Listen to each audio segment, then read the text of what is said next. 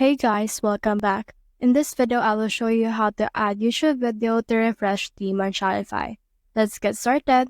In order to do that, as you can see, I have refresh theme right here, but take note that this actually works on a lot of themes on Shopify and not just on refresh theme. But for tutorial sake, let's actually do that on refresh theme right here. Click on the customize option, and then in here, it will open your Shopify editor.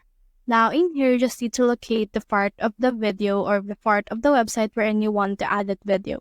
So head over and click on this add section. Under this, scroll down until you can see the option for video. And as you can see, video will be added. It looks like this. So let's make this a small video only. And then let's click on the select video right here. You can use a Shopify hosted video. But since on this case we're using a YouTube video, let's paste in here a YouTube video that I have copied earlier. So this is that YouTube video.